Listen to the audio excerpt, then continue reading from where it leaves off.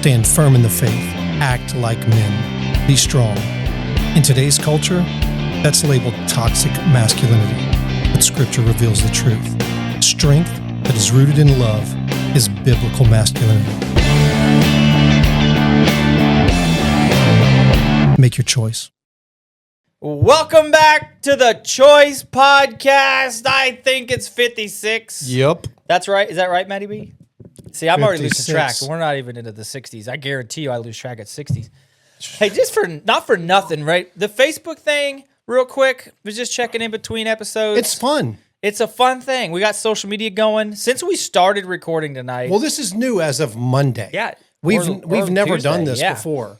It's always been just word of mouth, which is cool. Right, and we decided for season 2 to go social media stuff, and this is this morning's coffee from 7 to 9 and reading, we had gained 100 followers That's on crazy. the Choice Podcast, which is crazy. Oh, wow.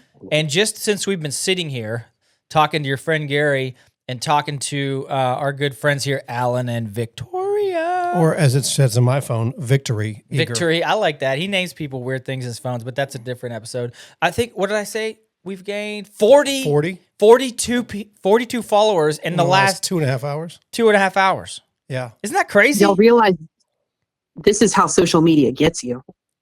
Oh, you It mean is. like Y'all are just falling we victim don't to really their care traps. about, we've always said we don't care about numbers, we care about impact, but numbers mean impact. We want to build like folks that are in this fight with us. And then as we push, like the idea is to get the gospel message out to as many people as possible and then let them tell their friends, right? Well, the cool thing has been like, That's what we're here to do. This is what's Matthew cool. 28.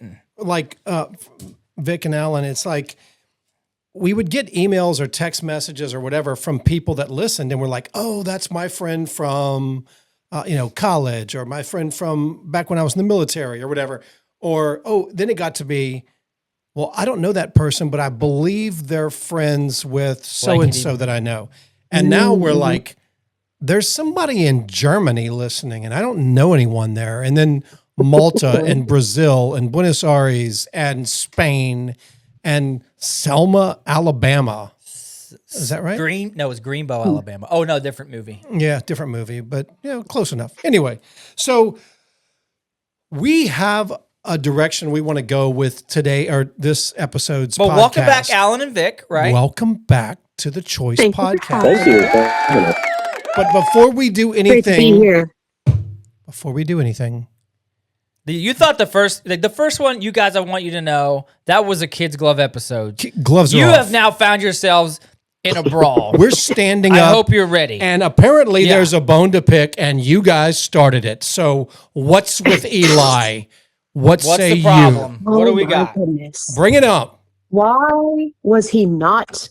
Okay, I respect your choice. Oh, stop the to pleasantries. be mistaken in taking him off the dirtbag list. However, Okay. I vehemently believe he belongs on there. Okay. Like Well, not a full blown lot level, but he's on there. Well, let's dial back a bit For the before friends we who just before we joined go us. off the rails, Yeah. ma'am. Can we agree that Lot is full She dirtbag just status? did say that.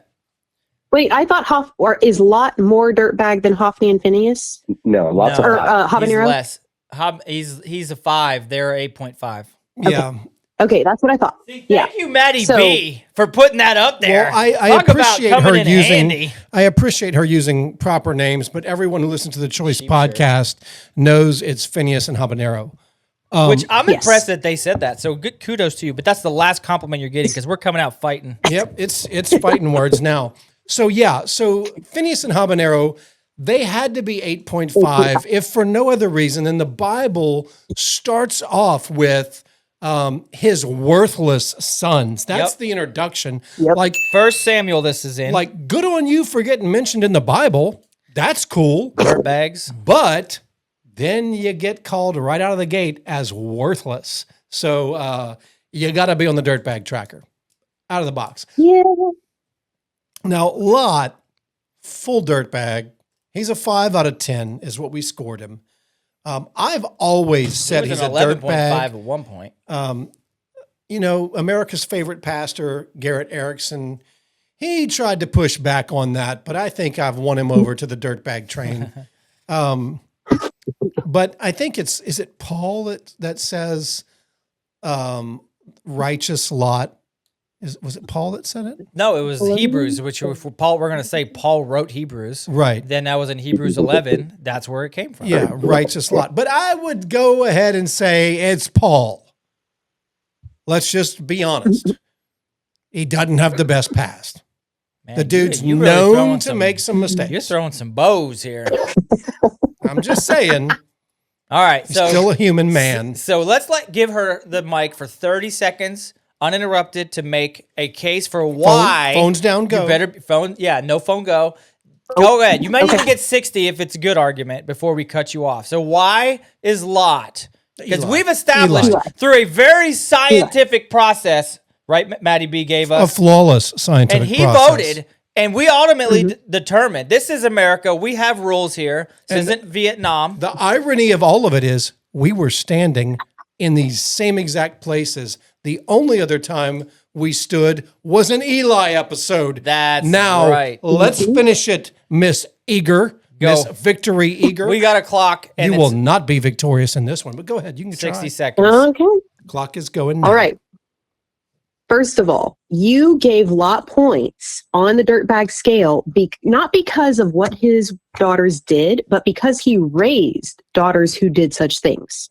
Good So point. y'all didn't give Eli points for his sons. When Eli was rebuked, and the prophet came, and even before Samuel's dream with the or interaction with the Lord, a prophet came and said, Eli, this is what's going to happen to your sons. Eli didn't intercede for them. He didn't, even David, whenever David and Bathsheba had their child and Nathan comes to them and says, this child is going to die, David fasted and prayed for 6 or 7 days, asking the Lord to be merciful because he actually cared about his son. Valid point. Eli didn't do that. He's like, you know what? Oh, well, whatever the Lord says, I guess. Even Hezekiah, whenever he did his stuff with the Babylonians, he asked We've never and the talked Lord about them. relented. Yeah, okay. Fair enough. Yes, that's other bits of the Bible. But Eli could have chosen that moment to intercede for his sons or ask the Lord for mercy or anything, and he didn't. He just rolled over, passive Eli, like y'all said, and took it. Now, the biggest thing to me is when Eli died, they described him like he fell over out of his chair and broke his neck, right? Why? Right. Not necessarily because he was old, but because he was on the heavier side. Now, why would the high priest be on the heavier side unless he was partaking in the sacrifices that his worthless sons were stealing? So you can just picture Eli sitting at the dinner table with the fat fully on his steak that they stole from the people before they sacrificed to the Lord, saying, guys, you really should stop this. Yeah. Okay. It's hard to resist a good steak. She does have a good point. So I give full forgiveness for that. Have you not read Genesis 9?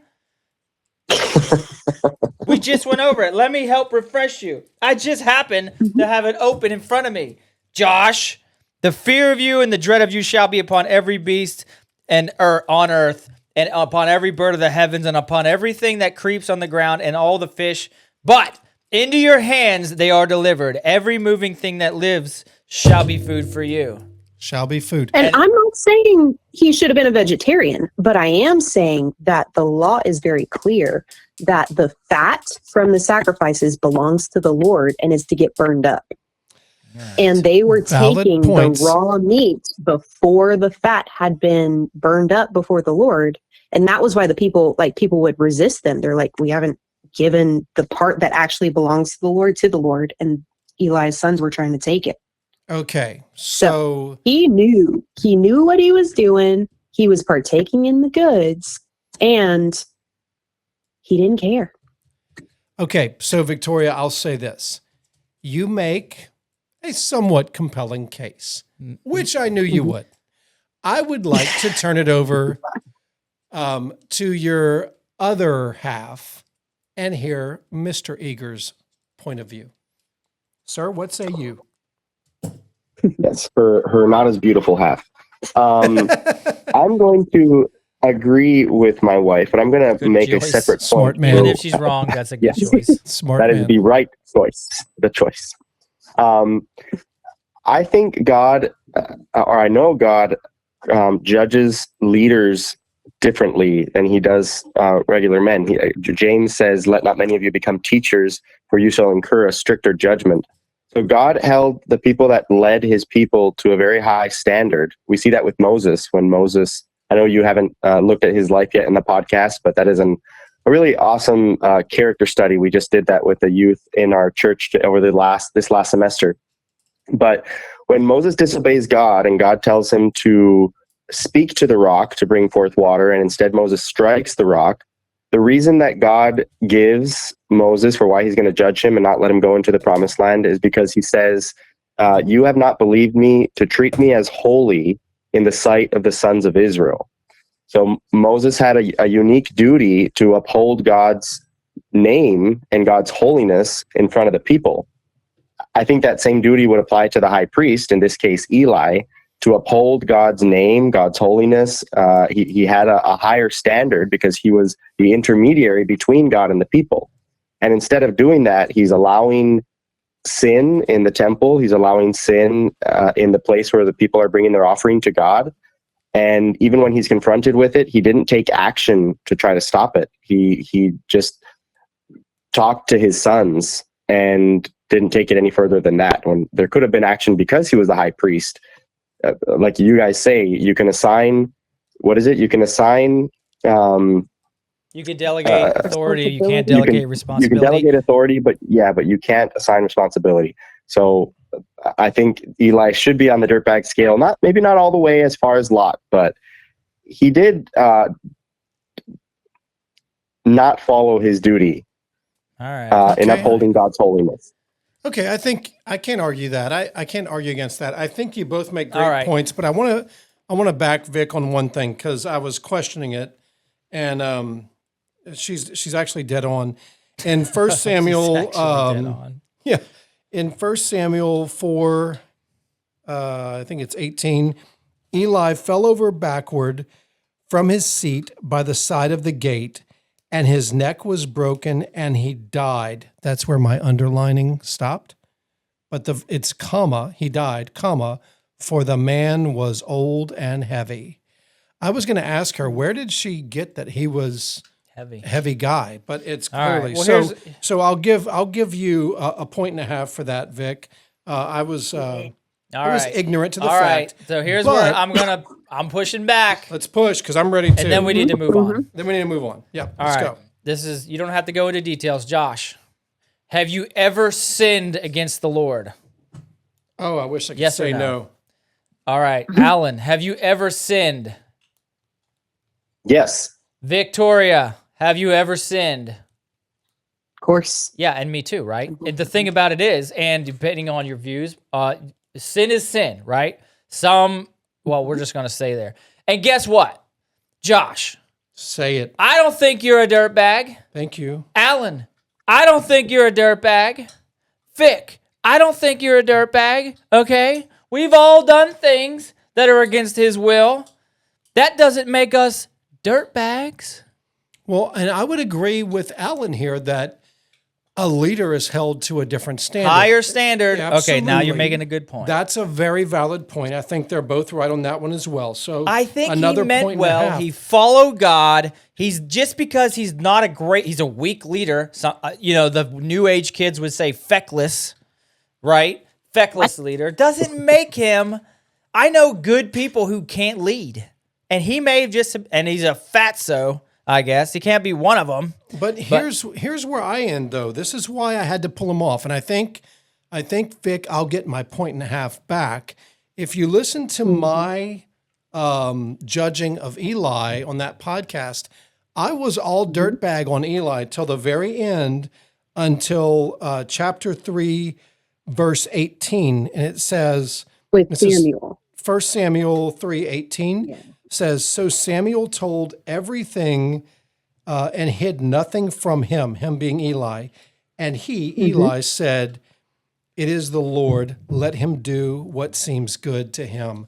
I felt like at that point, it didn't make his deeds previously any more righteous than they were or any less righteous.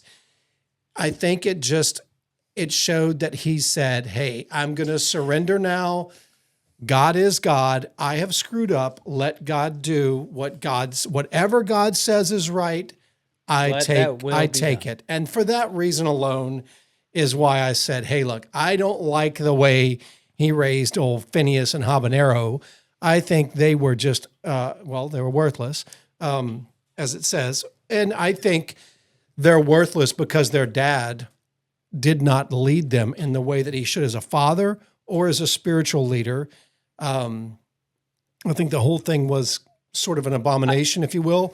But that's why I pulled him off, was because of that one scripture, is because the way I interpreted it was, I don't think he said that with a quippy attitude. I think it's my interpretation, of course, but I think he was saying, hey, look, I did wrong. He's still God. I'm not.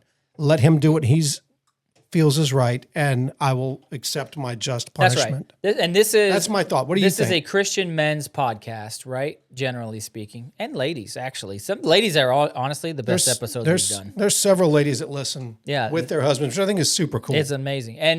But anyhow, so men, we're going to get into the Christian leadership here in a second, like household men's. What does that look like? From a lady's perspective, what do you want? What are you expecting? And from a men's perspective, what do you think you should be doing?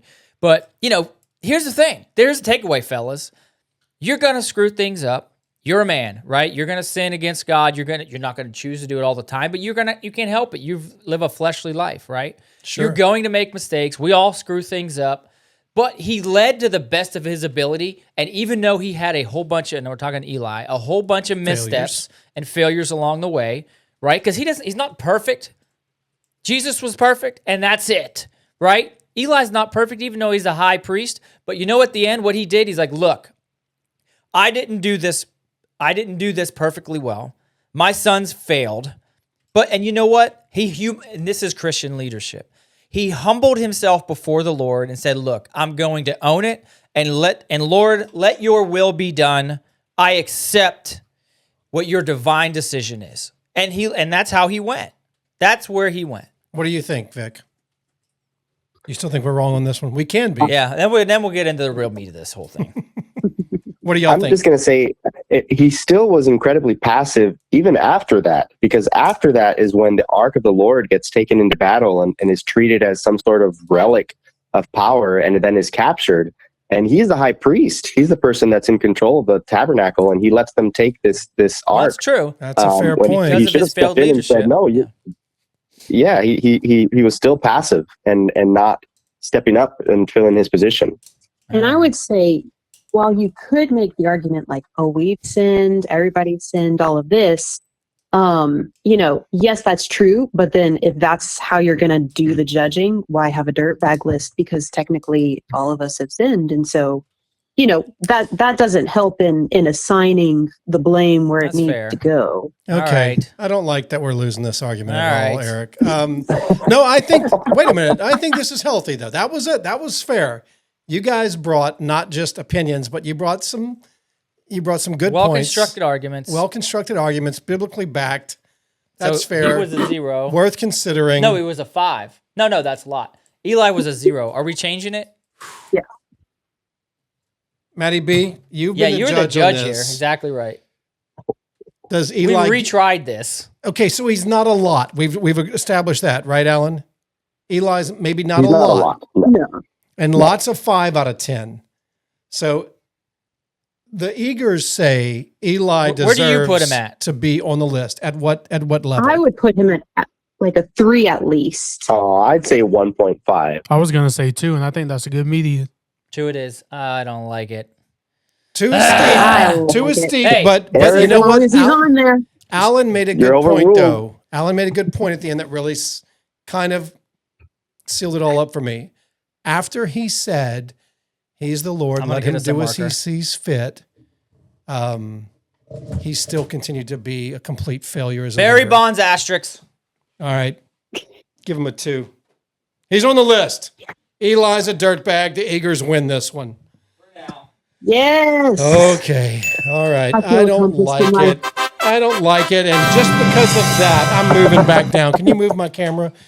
Just because of that, Eric started crying and left the room. I'm on the podcast alone without just me and I Maddie thought this B. was a men's podcast. It is. Oh, he's back. All right. He's back. Oh, okay. I couldn't find a marker. We're going to put the pin in that Oh, he was looking for a marker to change the score. That's what it was. Yeah. All right. We'll just erase that 0 so we know we need to we're put going 2 back up to there sitting later. again. You don't like the standing thing?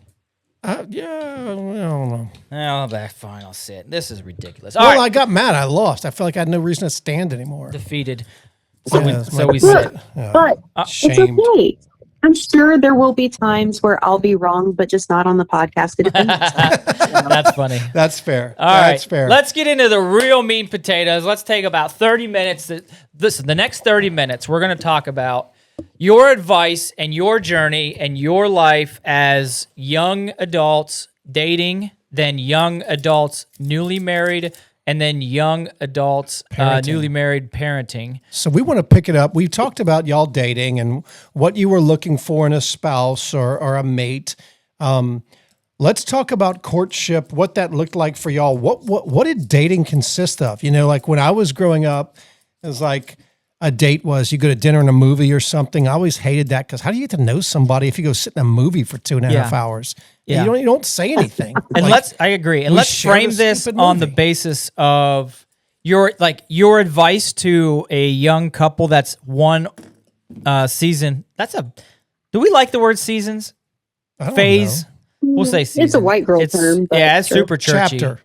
One chapter. That's neutral. There we go. What's a more manly thing? One, well, I would say one duck Can we do- season. Now you've won me back over. Still I'm thinking if season, we're though. golf, like one hole. I don't like golf though. I think golf is not. Let's ask Vic. Inning? Is golf a One- manly sport? No. No. Is golf not just men in funny pants walking? Oh goodness gracious! Yes. All right, we'll go with It's like- chapter season. We'll do season. One duck season behind you. Yeah, or 2 duck seasons. All right. So a couple that's looking to start a relationship, there's some level of attraction. You kind of both parties meet the requirements. They're walking with the Lord. Whatever. And feel free to weave in your So- challenges if there was unique and specific ones. Yeah. You know. What did dating look like for you guys? Oh. I mean, the start was fairly easy because we were in the same friend group. So we got to know each other over the course of like 6 months before we even remotely started liking each other, I think. Mm-hmm. But it's funny because what I think is our first date, Alan did not think was a date. But we had finished a soccer game and we went You were on to co-ed like with soccer a bunch team? of other people. Y'all were playing soccer Yeah, or it watching? was- Look, that's the least Well, manly sport. Well, Give me okay, a break. he was playing, and I was running and trying not to die. Give me a break. And be effective. Eric doesn't like soccer. He's mad that y'all weren't hunting. I didn't Do either. soccer players wear short or long shorts? Do they wear what? Short or long shorts? I don't know. I guess They're they wear not short. inappropriate. Exactly. They're not embarrassingly short, though. That's your opinion. I mean- All right. Anywho, you were playing a. Eric likes 2 colors, camouflage and camouflage. Oh, anyhow, you were playing a dumb sport, and then what? So we were talking like just out in the parking lot visiting for like 15, 20 minutes. And then we both left. And then he either texted me or called me and he was like, hey, you want to grab a bite to eat? I called you. I definitely called. Yeah, I think he called me. And I was like, sure. So we ended up going to Jason's Deli. Vic, Now, to you me- broke your own rule. You did. No. So we weren't in a relationship or anything. That was just like, oh yeah, let's go eat. I didn't ask her on a date. Yeah, This in wasn't his a date. mind, You this just wasn't a said date. you thought it was a date. Well, I would categorize it as a date. Your ability because we and your were reasoning for a talking lot about- is losing credibility right now. You mean Eli? That too. Eli. Now I'm back to 0-2. Dang it! Oh, did you see that hop? That was pretty impressive. Watch His this. Yeti water Maddie, bottle watch hopped off the table. Oh, snap. That was pretty good. Okay, so you went to right. Jason's Yeah. Deli. All right. Was it like I don't want to say love at first sight, but were you like, oh, hey, this guy could be the one? I'm interested in this guy? I mean, at that point, I knew I liked him. I wasn't positive whether he liked me, but it seemed obvious. But it was also one of those things where nobody's clarified anything. Was she and still so in the you really feminist don't club? know. Alan, what were No, you? not Were by you that point. Okay. No, were you interested at that point? I was interested. I didn't think so. I was in the middle of the discipleship program, and I had told myself before I started the program that I wasn't going to pursue a relationship while I was in the program because I wanted to focus on the classes and the Bible study and the ministry that we were doing, and I didn't want to get distracted. So I thought she was Best way to get interesting, distracted. and I wanted to spend time with her, but I didn't want to actually ask her on a date or anything because I didn't feel like it was the right time. But Yeah. God had other plans. Victoria, Yes, maybe he you were a did. distraction. Yeah, probably. All right. So I think the anyhow, the hardest dating thing. for us, yeah, I think the hardest thing for us was we grew up in two very different cultures. So that can be, we both grew up in Christian homes, but in very different types of Christian circles. So I grew up in a very, very, very conservative Christian circle to where dating was not okay. You know, you didn't date people. You got to know them, and Would then if you were dated interested in aliens? You didn't date people? them, no, you didn't. You didn't date. But he Period. did choose an American. He was Dating- in Mexico. Dating was wrong. Okay. You if you were interested in someone, you would go talk to her dad and see if you could basically pursue her for marriage, and then he would give you the okay or not, and then you could talk to the girl. So I was not used to just asking a girl directly, hey, would you like to go on a date with me? And I mean, Josh, you know me and how I grew up. Mhm. But it was very much like the same thing in some ways where, you know, you don't date just for the fun of it. You date for marriage, which I fully backed and like agreed with. But I had two things. One was trying not to put too much stock into what a date was, like looking at dating as an evaluation process, not as once you've started dating, you better be getting married or else you've messed up. And then the other one was my dad had actually said way back when, like, he didn't want to meet our people. He didn't want to meet any boyfriends or girlfriends until it was super serious. So Alan came from his background where he asked me, he was like, do I need to ask your dad before I ask you out? And I was like, nope, he doesn't want to know you exist until this is going somewhere. So yeah, in some ways it was very similar, but in some ways it was very different. Yeah, it's interesting to me because I always knew Victoria as growing up very, very conservative, and to hear Alan say, I grew up in a more conservative environment, that's like, whoa, man, that's a lot. I didn't. So let me just clarify something you said on a previous podcast, Alan. You said when you met Victoria's dad, was it you were not a fan of him or he was not a fan of you in the beginning? Did I misunderstand that? He was not a fan of me. So like Okay. I said, it was, it was different cultures. And so when we started talking, I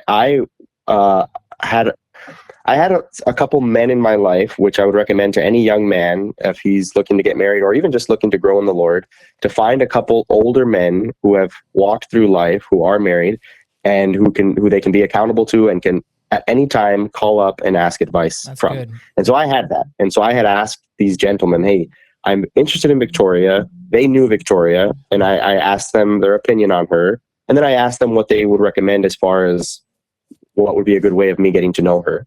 So they recommended that I ask her out on a date, which I did. Okay.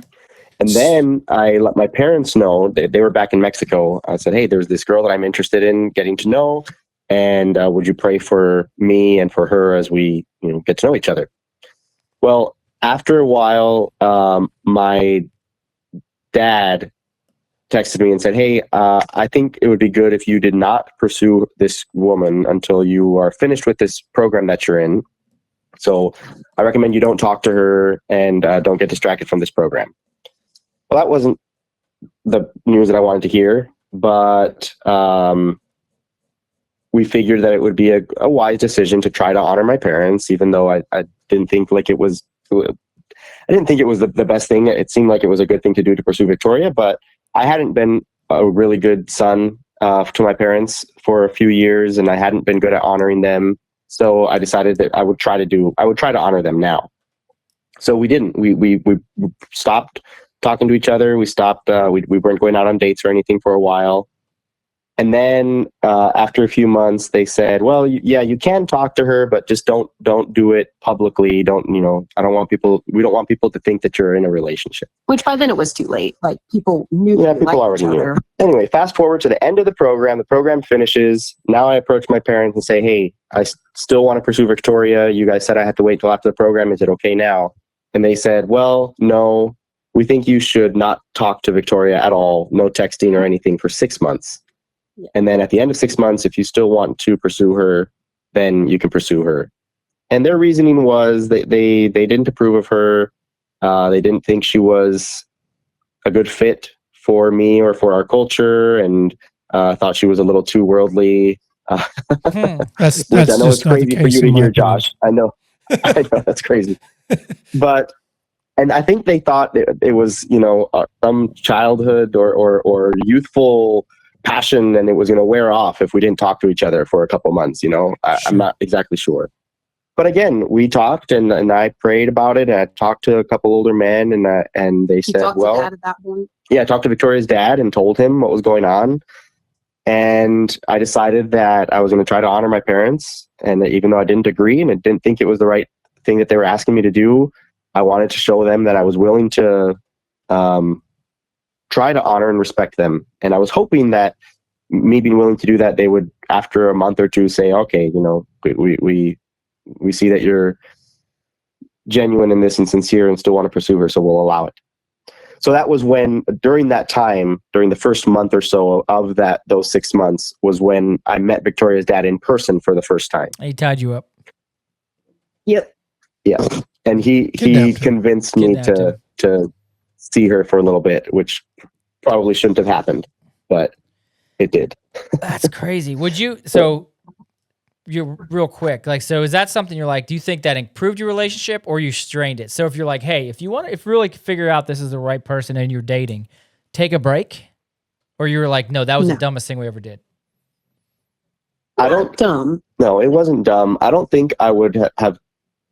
I definitely would say that it made us appreciate the time that we had after a lot more. Yes. The time that we had together, and just knowing that we had each other in our lives. And then once we were married, we're so thankful for the fact that it did work out in the end. And so in that sense, looking back, it did bring us together after the fact.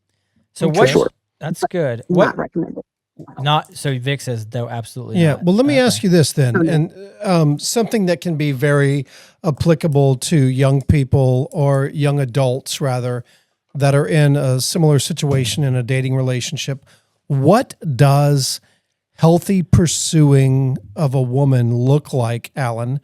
That is respectful to her, respectful to you, and respectful to the Lord, as both of you are trying to walk out your faith as adults entering a relationship. What does dating look like?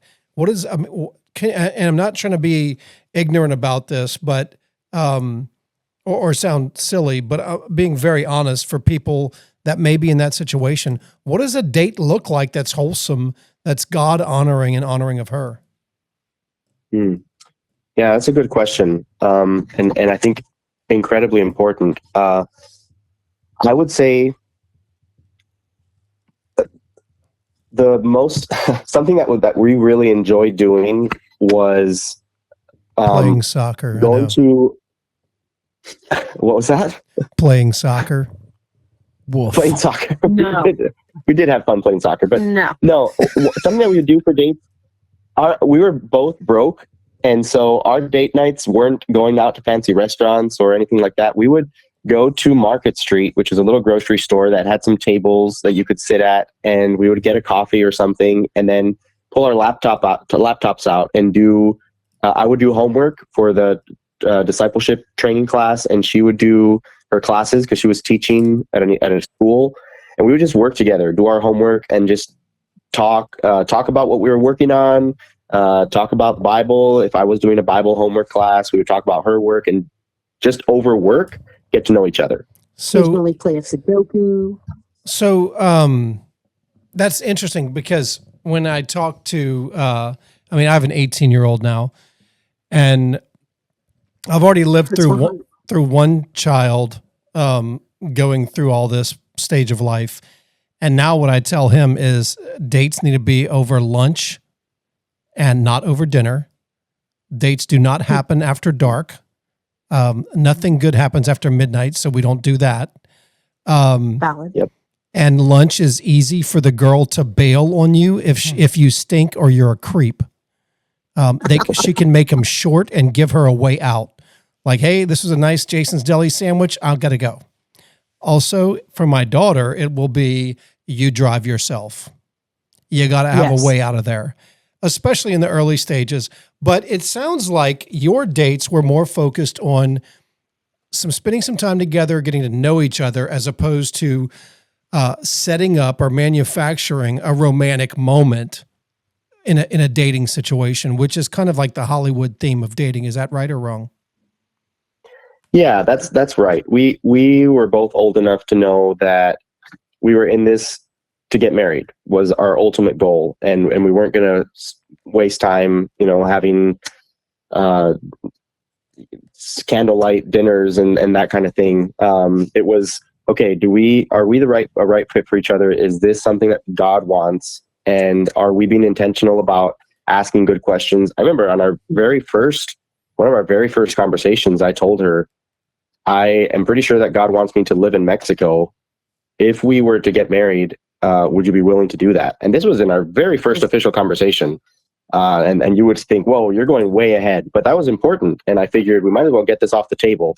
If you're not willing to move to Mexico, then we're probably not a good fit for each other, and we should not waste each other's time. So that was important. And I think also, especially for young men nowadays, something that's very important, and I struggled a lot with this as well, is the person that you're dating is, you would not ever want to do anything with that person that you wouldn't want someone to do with your wife. So any physical contact or even emotional envelopment, you need to be really careful about saving that for when it's appropriate, because you don't know if you're going to marry this person. You may think you are, but until you're actually married, you don't know if that person could go on to be the future spouse of somebody else, or you could go on to be a future spouse of somebody else. So don't treat that person as in a way that you wouldn't want someone else to treat your spouse. That's good. Really interesting. That's a good. Deep take right It's there. a deep take, and it's valid. It's valid. I mean, I'm sitting here thinking about, I have two daughters. I hope that's the point of view their suitors Yikes. Yeah. take. She's there because you want to get to know her. She's not there for your pleasure because you're 18 years old and you just think she's pretty and all this crazy sick. Yeah. Vic, what do what were you looking for? What is attractive to ladies in a man that's dating? Like, what are you looking for? Like, these are the things like, hey, these are the boxes I'm going to be checking. You already mentioned no church answers allowed. You can't say he needs to love Jesus. Because that's like fifth grade Sunday school. No matter what they ask, if you say Jesus, you probably got the right answer. Yeah, you can't say that. Like, we're trying to inform young men and women right now who are listening to this podcast. Like, these are things you should consider. Beyond, I would Jesus. say probably two of the biggest ones. The first one is being clear. So like Alan and I had that, I call it a date, he said it wasn't a date thing. But then I think the next week or so, or maybe that weekend, was when he said like, hey, just so you know, I'm not wasting your time. I like you, but I'm trying to go through this program and, not wanting to be a distraction, blah, blah, blah. So he put himself out there and said all of those things in actual words, not in hints or Yeah. I So think be that's one clear and thing where a direct. lot of people, yes. And the girls need to be clear and direct too. If you've got a girl that's playing games with you, ditch her because you don't got time for that. Ain't But- nobody got time for that. Ain't nobody And had time for that. And I think it's fair to say you would say do that in person.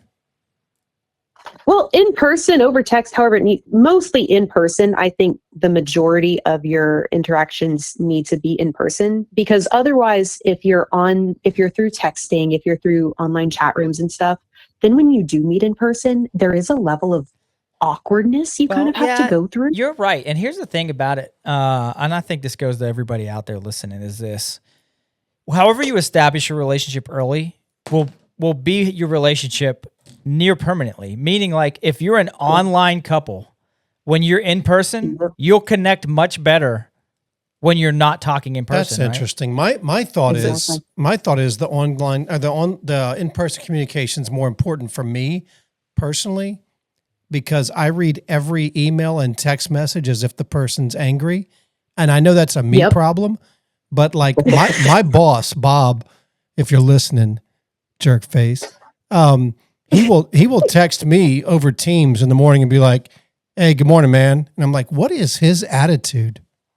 Like I was late, texting me like "Good morning," like as if I'm late to show up or something. Mm-hmm. What's his deal? And I'll be like, "Hey, man, is everything okay?" He's like, "Yeah, why?" I'm like, "Oh, now we're just not going to talk about it." Yeah. What a jerk. Yeah. Well, I've explained this to him. So now he's like, now he plays the game. He just messages me and said, he'll say stuff like, "I just remembered something about you and I."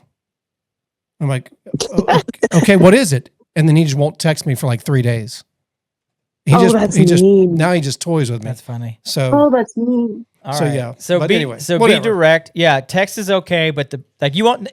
Here's the thing: how else you gonna know they have bad breath unless you meet in person? Yeah, or how else you can know that they smell like girl hand lotion? There it is. All right, Or how else do you know that they actually speak angrily all the time? that's a good point. That's right. Alan, what was important in finding a wife to you other than faithfully following the Lord, potentially being willing to move to Mexico and wanting to have babies?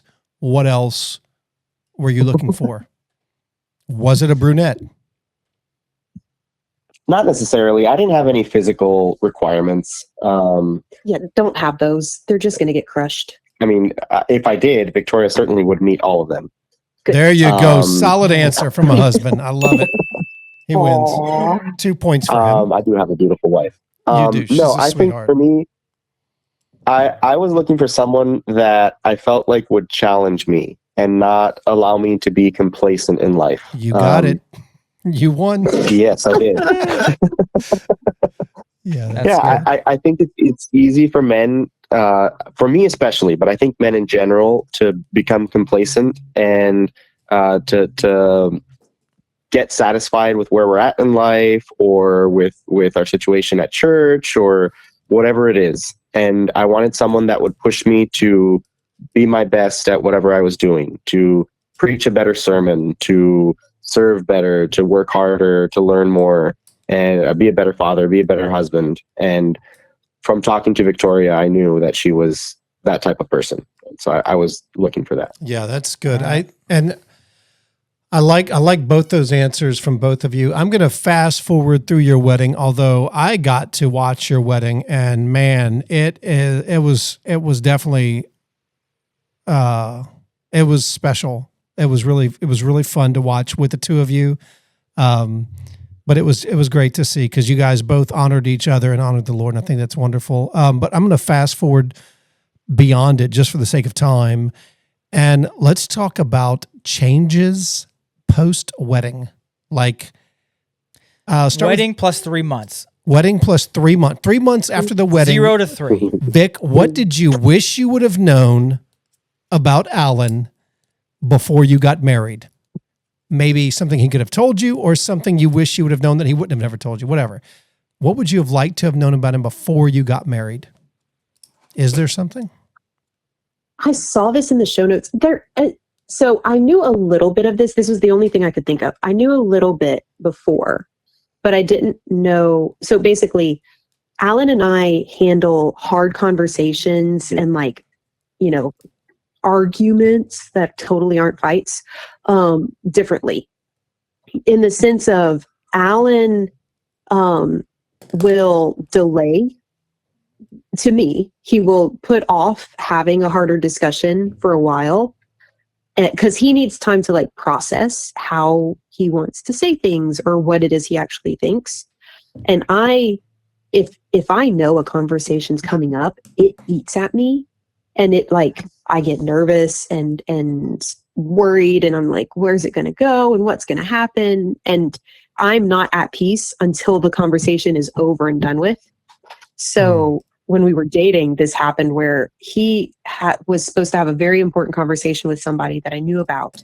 And I was like waiting and waiting and waiting for this conversation.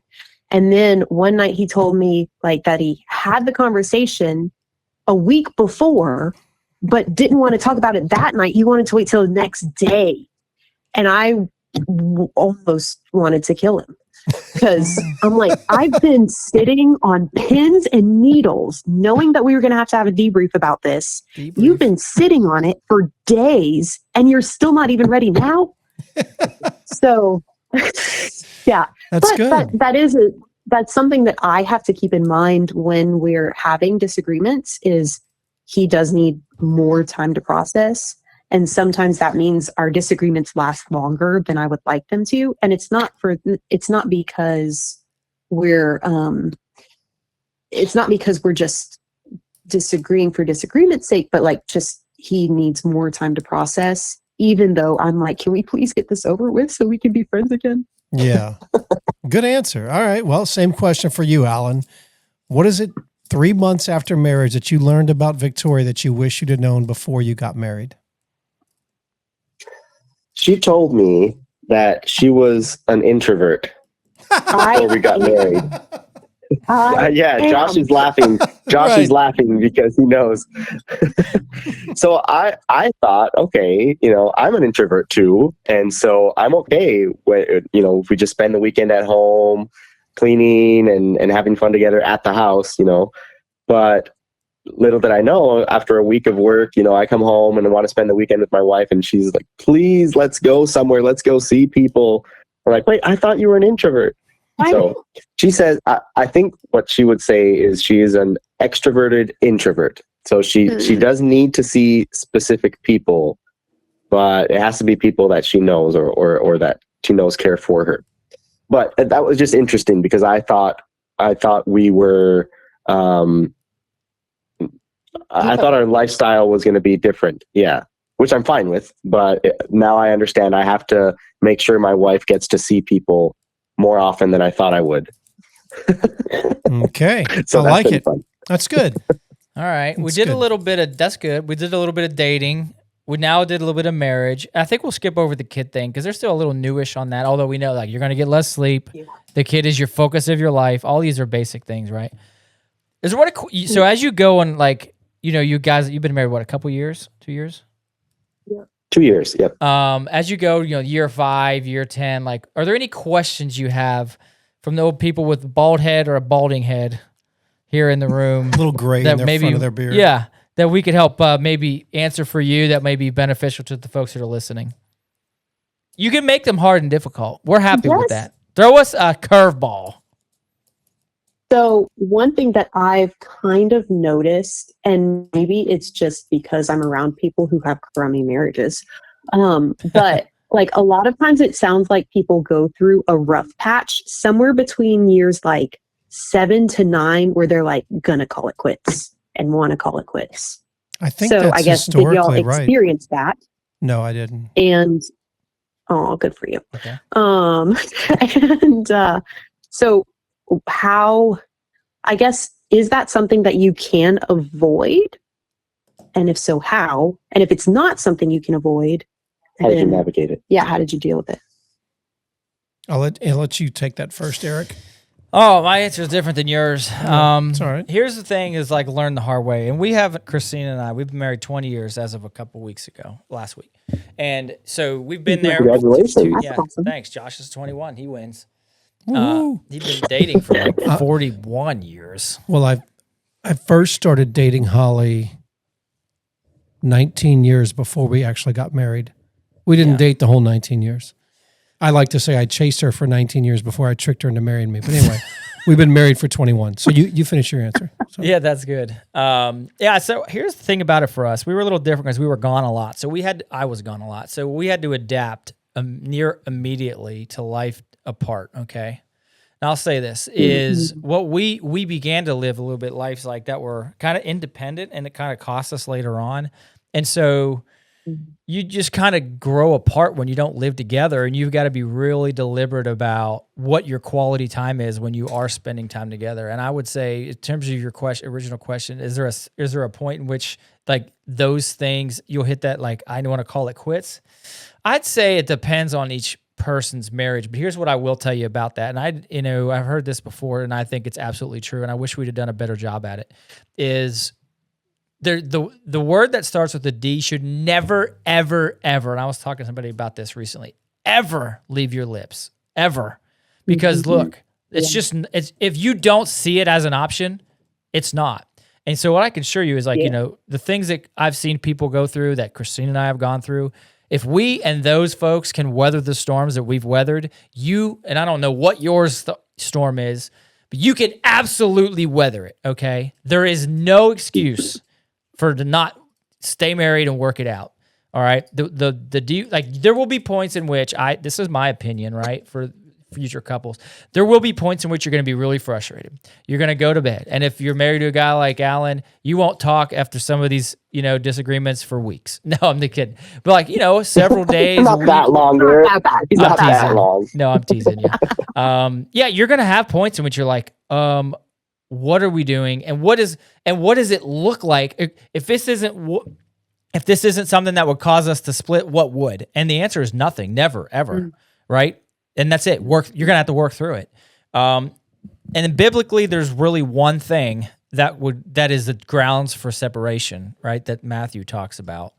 And outside of that, there's no excuse. So the D word should never leave you, but you will absolutely, for all those out there that haven't, I was saying this to somebody else the other day too.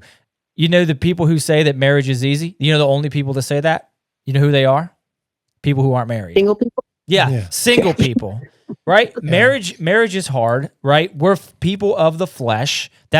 We are sin natured because of post fall, and you're going to have a whole bunch of things that you're going to learn about Vic, and she's going to have a whole bunch of things she's going to learn about you that you haven't yet, and you just need to be prepared for that. But you just got to realize, like, there's one thing that's never on the table, and that's the word that starts with the D. And if that's your mentality, everything's weatherable. Yeah, I don't think any of that's wrong, Eric. I think I would say a little bit different. I mean, my experience is a little different than yours. Not necessarily better or worse per se, but here's a quick question, just for my own curiosity. You guys got married in Lafayette, right? Or was it in Texas? Lafayette. Okay. Do y'all know if you had a covenant marriage? Does that ring a bell or no? I think so. Okay. I don't think so. So when we got married, if you remember, Vic, Bob Ogle did our wedding. And Yes. when we got married, he would only do covenant marriages, which the difference is what the state says is the minimum separation time for your divorce. It's 3 times that if you have a covenant marriage, you sign a covenant marriage. But that doesn't mean, hey, well, then I just wait, whatever the minimum time. I don't even know what it is because I really couldn't care less. I physically couldn't care less. I agree with Eric. Divorce is not an option. We married for life. Okay, so that's fine to say it. How do I walk that out as Josh Myers with my wife? I think we've had a great marriage for 21 years. I think a lot of that is due to the fact that I married a woman who is unbelievably gracious with me. and gives me room to grow in my faith and grow as a man and a husband and a dad. And she's a huge encourager in all of those things. But she still lets me be an individual and learn at my own pace and gives me grace in those areas. But I would say, if this is not you guys, but for those listening, if you're not walking with the Lord, you're starting from a grave disadvantage. Yeah. And it's, Holly used to always say, you got to die to yourself. I'm like, what does that even mean? In the early days of my life, of our marriage, I'm like, what does she mean? She's like, yeah, then you have kids and you realize you die more to yourself and you're married and you really die to yourself. I'm like, wait a minute. I thought you got a pretty great thing. You got me. I like What else me. could you want? Like I make decisions because I think I'm right. That's why I made them. Yeah. I like them. Why don't you like them? But that was a pretty small-minded, ignorant view. But she's right. You die to yourself because you end up, every decision I make as a husband, as a man, as a father, the more and more decisions I make, the more and more I see those decisions are 100% based on my family's best interest. And in the early days, I could say, yeah, I did that, but not nearly to the degree I do now. Yeah. Like and that's the whole dying to yourself. And I see her do it on behalf of her family, her children, her husband. Look, I don't know if that's what women want to do. I look at her role and what she does in my family, and I'm like, golly, I couldn't do it. Yeah. I couldn't wake up every day and think about, wow, I've got to feed all of these people 3 meals today. Let me figure out what they're going to be and make sure there's some variety there because they don't want to eat bologna sandwiches 3 meals a day. And also, I want to clean this house so that my husband has a nice clean house to come home to. And also, these kids need clean socks. And this one doesn't even have any socks and whatever. And I'm just kind of fumbling through life like a bozo sometimes, But I think if you both are following the Lord and walking with him, God is going to make you into a more attractive version of yourself for your spouse.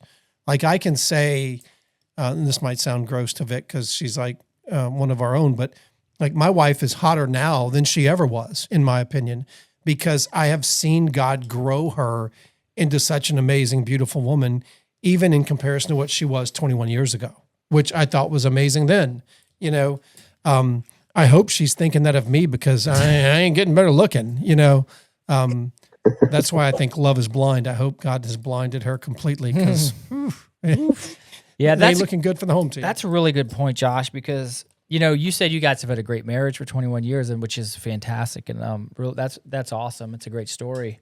Ours wasn't for 12 or 13 years, and so we have like I call it me BC, us BC, right before Sure. Christ, and ours wasn't a good marriage for 12 or 13 years, so that was kind of like the low point for us. Well, it wasn't perfect all the time, though. Yeah, no, I'm not saying it was perfect. Like it wasn't good, and so like at the 13-ish, 12-ish year mark, when we hit that low point, we found collectively together Christ, right? And for us, and a little bit similar, sounds like to Alan and Vic here, like we grew up in separate churches. I mentioned this before. She was Catholic, I was Methodist, and we could never agree on anything to go to anything like that. But once we hit our low point, we said, both of us, like we just said, look, we're going to go to a different church that's not either of those things, which was a non-denominational church, Baptist flavor. And from that point on, when we found the Lord, it was all over but the crying. It changed everything in our marriage. So you two, already have that well established, and so you are going to have a happy, healthy, fruitful marriage. And so I don't think you'll have struggles. Clearly, everyone does, but you already have an advantage that others don't, and that's you're a 3-strand rope, Ecclesiastes 4, or a 3-strand cord that with Jesus as the third one. Christ is the third one that's going to propel you through all those struggles.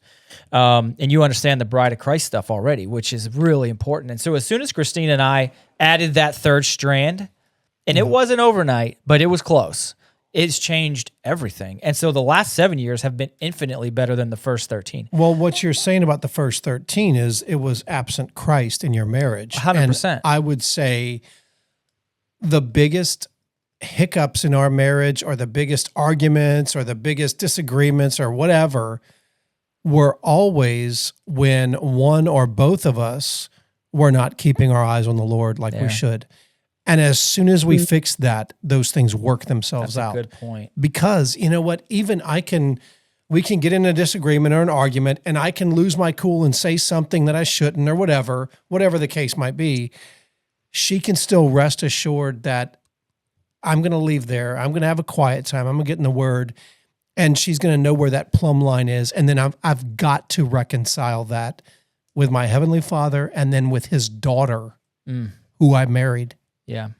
And that's a heavy weight. You can't walk around following Christ knowing you've been a straight up jerk face to his daughter, you know? Right. So those things get fixed fast. And if you don't have Christ in your marriage, then you're man, I feel And for you're going to those try to people. solve problems with earthly methods, and that won't ever go well. Yeah. It just won't. Yeah. But anywho, well, Yeah. that's that. And so we're here at the hour mark, so I think I'm going to wrap it up. I would say we're going to give you guys the last kind of words of advice or whatever you guys want to phrase with that. But we will first say thank you so much. Yeah, you guys have been great. Even though you didn't agree with us on everything. Which means you have space to be wrong. That's And, fine. well, no, actually, they were right because they won the argument. Yes, we're the They 2 won out the of argument. 10. Eli, we're gonna haze Maddie B after. I don't the think we episode for this. convinced Eric. You actually made a pretty good argument, but someone has to defend our original position. You guys did, and I was actually pretty impressed, Josh, with their.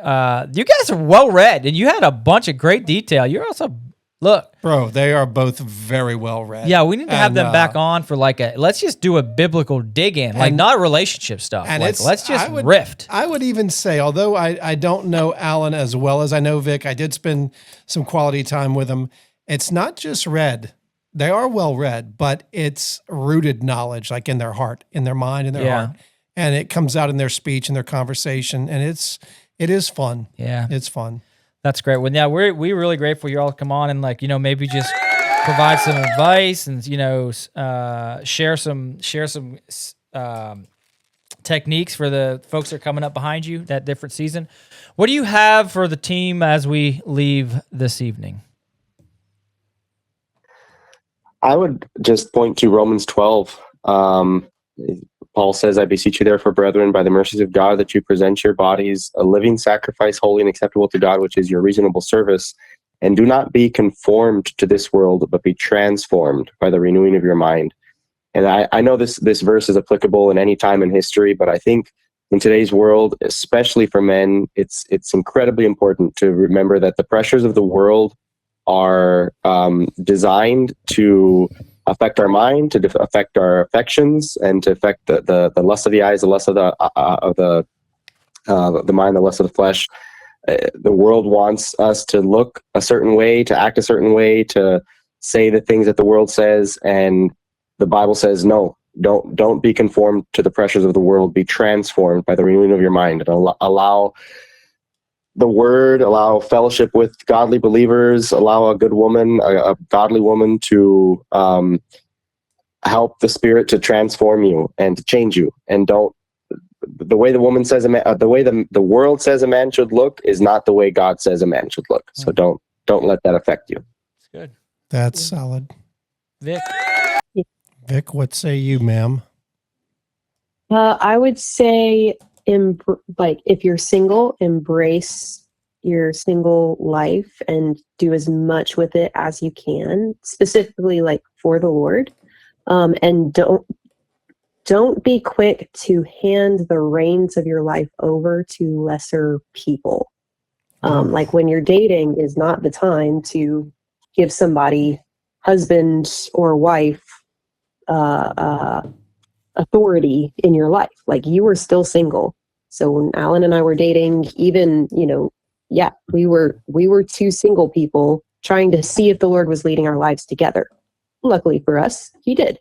But if he hadn't, we both could have walked away knowing that, our identities weren't so tied up in the other person. And, he had no claim over my life and my decisions, and I had no claim over his life and his decisions.